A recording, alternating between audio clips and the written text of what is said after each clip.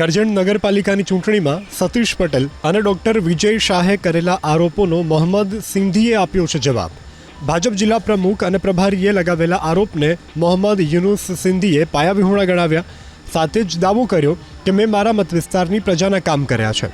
જનતા પાર્ટીને નહીં પરંતુ વ્યક્તિને જોઈ અને મત આપે છે, જેથી મારી આખી પેનલ બહુમતીથી જીતશે। રિઝલ્ટની અંદર એમને આનો જવાબ મળી જશે કે પ્રજા લોકોના દિલમાં વસનાને મતો આપે છે, નહીં કે સત્તાની લાલચુ લોકોને કે નહીં કે ઠોકી બેસાડેલા ઉમેદવારોને।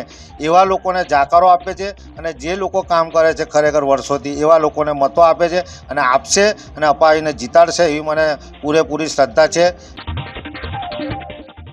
કરજણ નગરપાલિકાની ચૂંટણીમાં સતીશ પટેલ અને ડોક્ટર વિજય શાહે કરેલા આરોપોનો મોહમ્મદ સિંધીએ આપ્યો છે જવાબ।